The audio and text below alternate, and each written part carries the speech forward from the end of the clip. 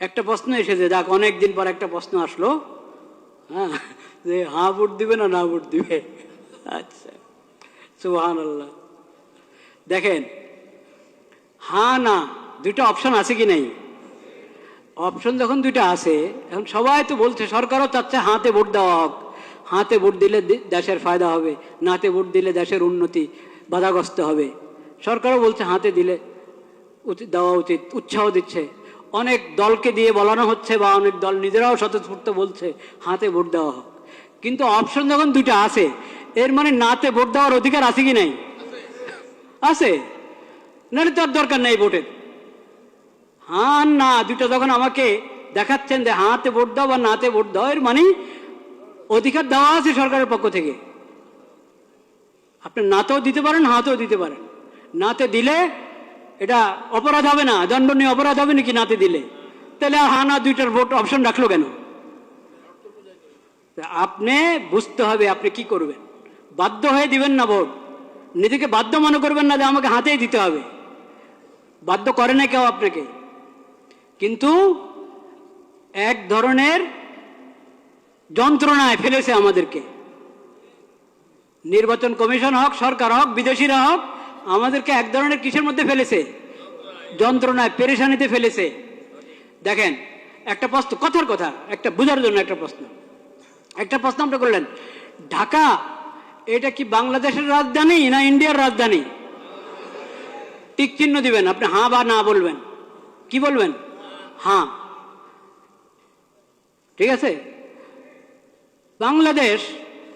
বাংলাদেশ ইন্ডিয়ার রাজধানী, হ্যাঁ বা না, কি বলবেন? না। এখন আপনাকে প্রশ্ন করে, ঢাকা দিল্লি এটা বাংলাদেশের রাজধানী না, কি বলবেন? ঢাকা এবং দিল্লি বাংলাদেশের রাজধানী, দিল্লি এবং ঢাকা ইন্ডিয়ার রাজধানী। কি বলবেন আপনি কোন? তো এখানে তো এরকম করে রেখেছে 5-6টা জিনিস। আপনি হ্যাঁ বললে সবগুলোকে হ্যাঁ বলবেন, না বললে সবগুলোকে কি বলবেন? কেন অপশন নাই? কেন 5 টাকায় আলাদা আলাদা ভোট নেন? আপনাদের কি সিলের টান পড়ছে না কালি কাগজ না কিসের টান পড়লো? 6টা জিনিসের উপর একসাথে বললে হ্যাঁ, আর না বললে 6টার উপরে কটা? মোট কটা? 5টা? 8টা?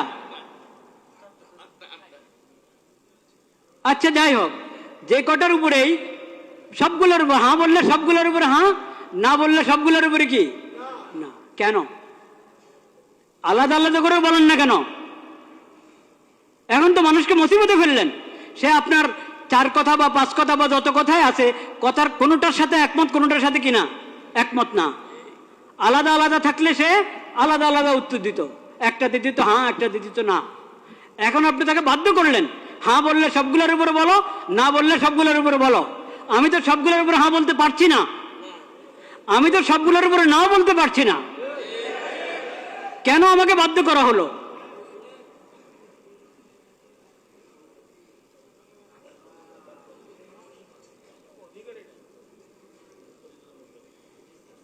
একটা পেরেশানি, একটা যন্ত্রণার মধ্যে ফেলা হলো জাতিকে।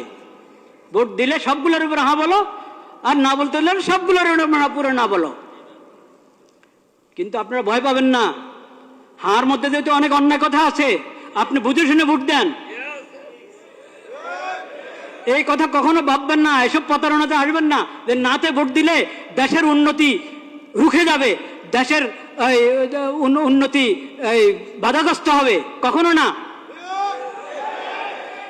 দেশের কিসমত যদি ভালো হয়, জনগণের কিসমত যদি ভালো হয়, শাসকদের যদি নিয়ত ভালো হয়, তাহলে না ভোট, সবাই নার মধ্যে ভোট দিলেও দেশের উন্নতি চলতে থাকবে ইনশাআল্লাহ। আর যদি নিয়ত ভালো না থাকে, কিসমতও ভালো না, নিয়তও ভালো না, এমন যদি হয়, তো সবাই হাতে ভোট দাও, কাজ হবে না, কাজ হবে না। ভোট একটা আমানত, ভোট একটা আমানত, এটাকে বুঝে শুনে ব্যবহার করেন। এটা অধিকার, এই অধিকার, ভোটের অধিকার একটা আমানত, এই অধিকারকে বুঝে শুনে ব্যবহার করেন, চিন্তা ফিকির করেন আল্লাহর কাছে দোয়া করেন, আল্লাহ আমি যাতে সঠিক ভোট দিতে পারি সেই তৌফিক আমাকে দান করেন। এটা তামাশার বিষয় না। প্রতারিত হয়ে বাধ্য হয়ে ভোট দিবেন না, লোভে পড়ে ভোট দিবেন না, চিন্তা ভাবনা করে, এবং এটার জন্য দোয়া দুরূদ পড়েন, সালাতুল হাজত পড়েন, অভিজ্ঞদের সাথে মশাওয়ারা করেন, নেককার দিনদার মানুষের সাথে মশাওয়ারা করেন। শুধু নামের ভিত্তিতে আপনি ভোট দিলে হবে? শুধু মার্কার ভিত্তিতে ভোট দিলে হবে? শুধু মনোগ্রাম দেখে ভোট দিলে হবে?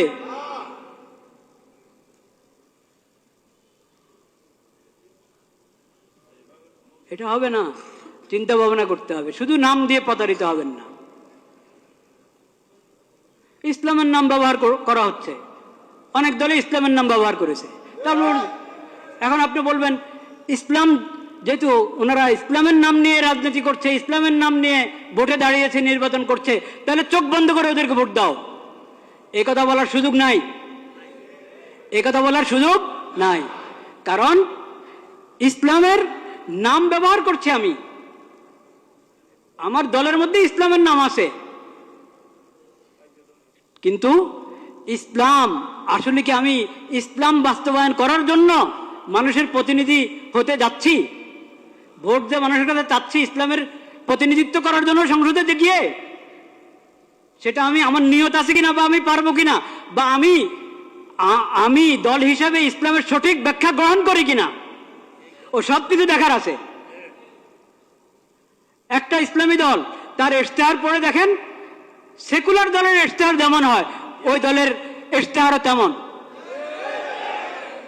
ওই ইশতেহার তো বড় কিছু না, আসলে ইশতেহার তো আসলে বড় কিছু না যে শুধু ইশতেহার দেখেই কাউকে ভোট দেওয়া যায়।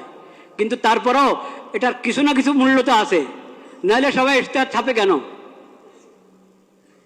তো ইশতেহার, আমি ইসলামের কথা বলি, কিন্তু আমার ইশতেহার পুরা একটা সেকুলার দলের ইশতেহার মতো মনে হবে আগাগোড়া পড়লে। তো এই জন্য আমি বলছি শুধু ইসলামের নাম, এই কারণে চোখ বন্ধ করে ভোট দিবেন না। আর দলের মধ্যে ইসলামের নাম নাই, শুধু এই কারণেই তাকে বলবেন না যে এর ভোট দেওয়াই যাবে না। এখানে বিবেচনার অনেক কিছু আছে।